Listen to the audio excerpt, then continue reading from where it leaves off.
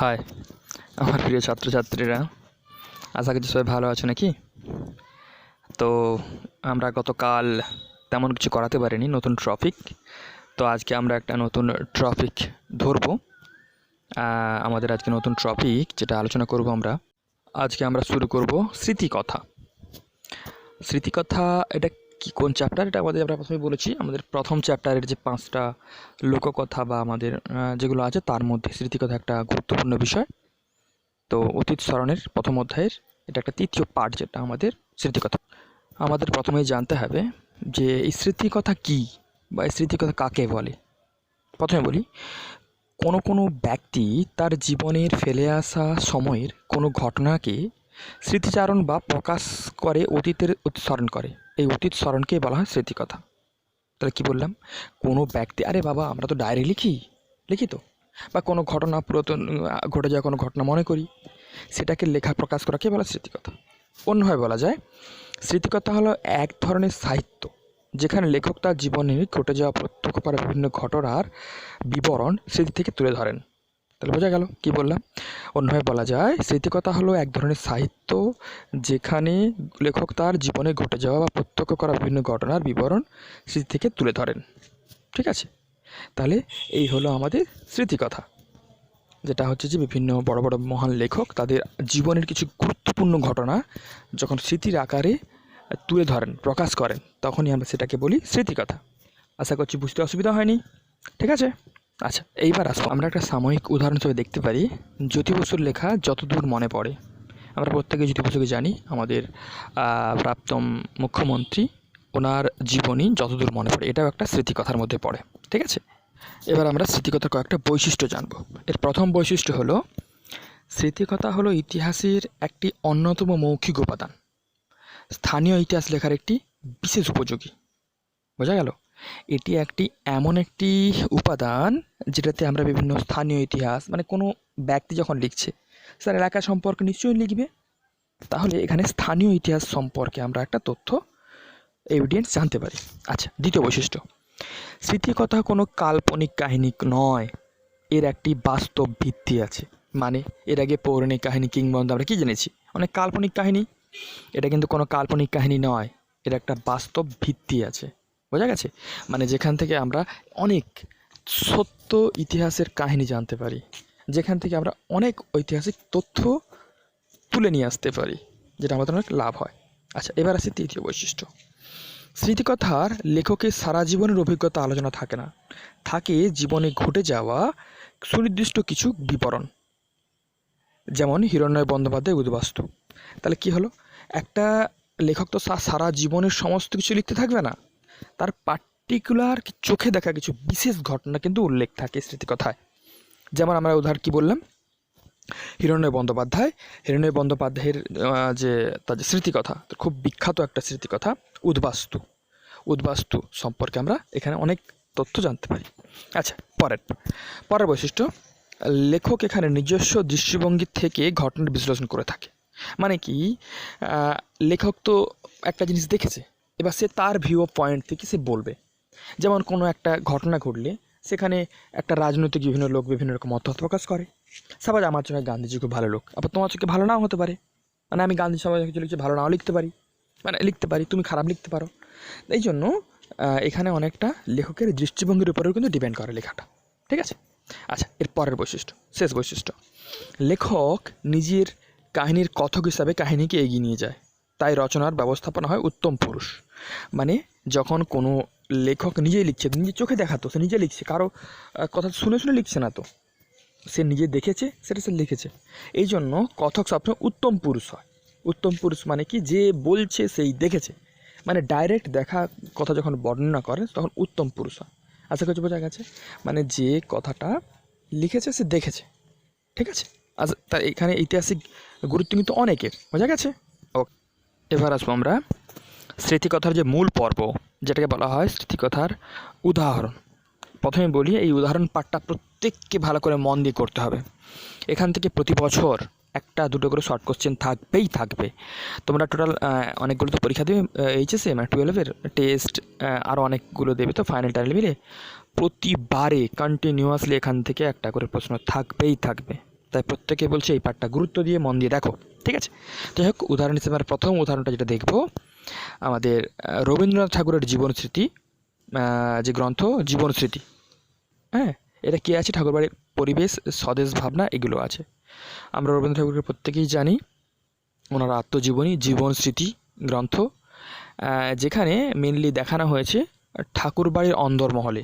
এরকম কোশ্চেন আসবে, জীবন স্মৃতি গ্রন্থে কী আলোচনা করা হয়েছে, এরকমই আসবে। ঠাকুরবাড়ির যে অন্দরমহল সেগুলো সম্পর্কে আমরা জানতে পারি। দ্বিতীয় উদাহরণে আমরা আসছি, মান্না দে।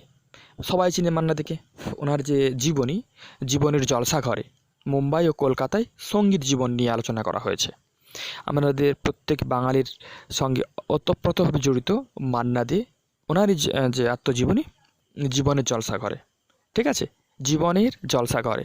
ওকে, এর পরের কোশ্চেনে আমরা আসছি, মানে পরের উদাহরণে আসছি, সুফিয়া কামাল, ৭১-এর ডায়েরি।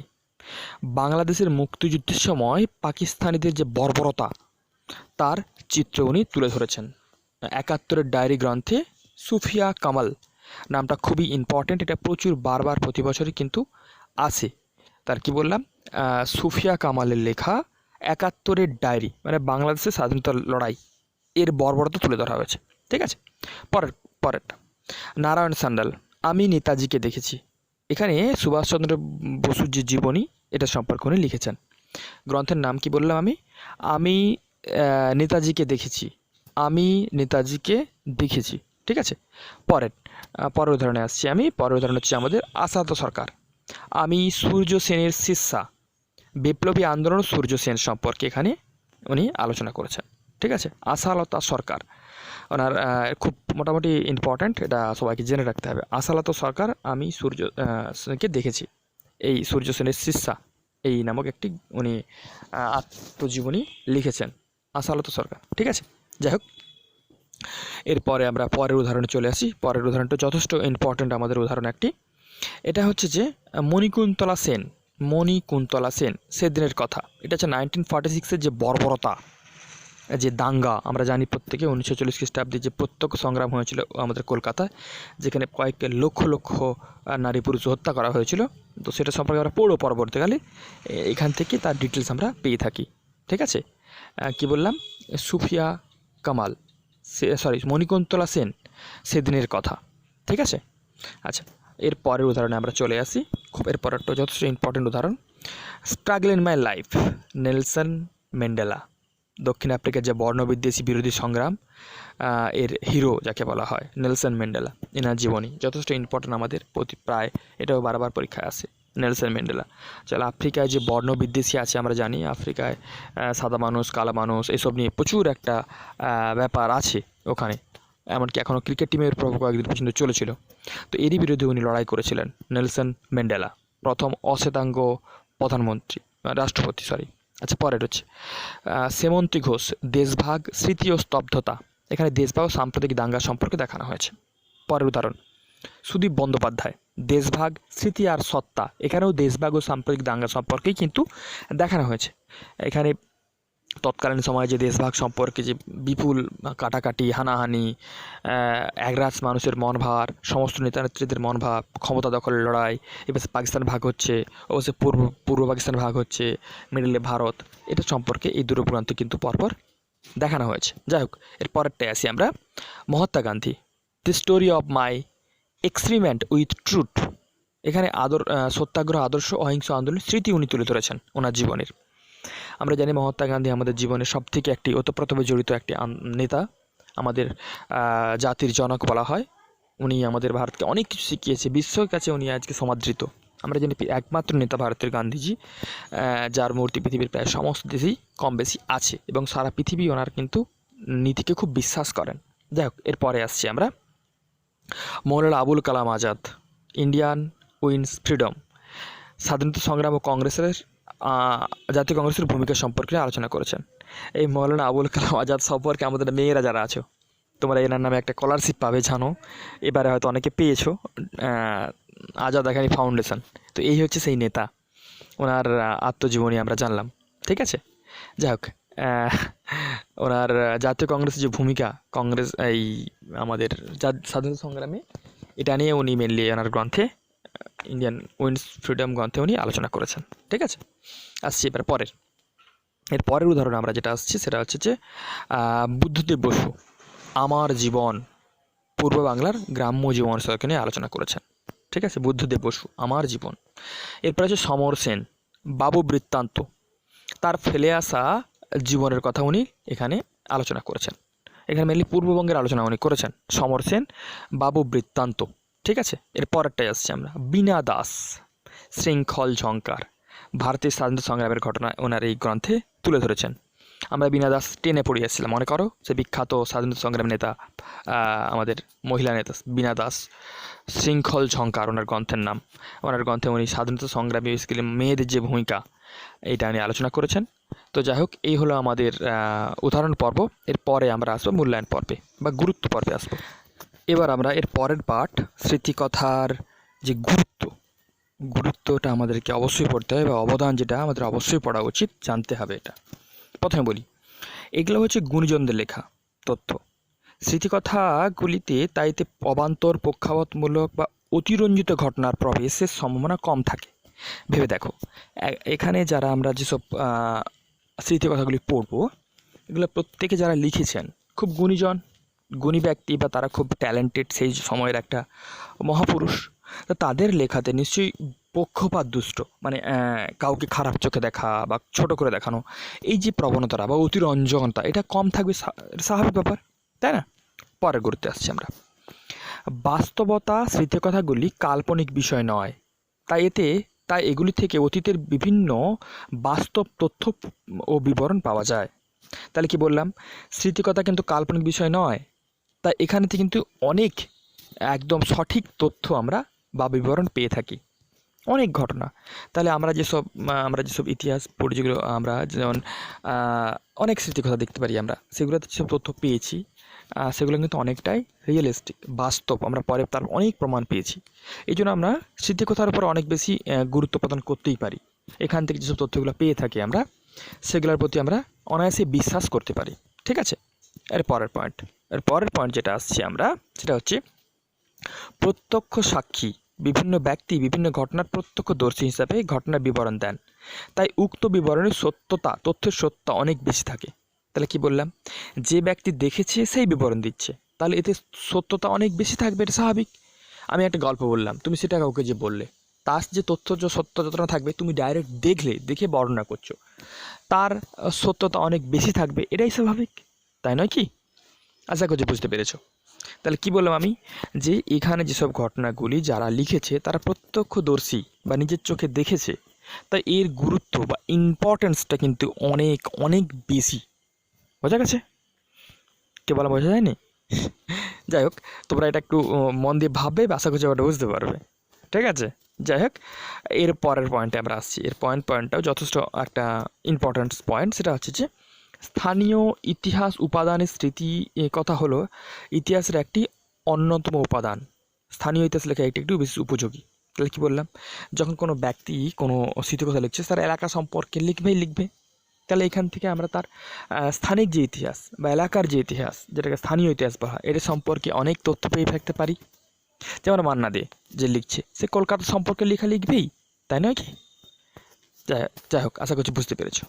আচ্ছা, এরপরে আসছি আমরা মূল্যায়নে। এটা না হলে উত্তরটা অনেকটা ইনকমপ্লিট হয়ে থাকে।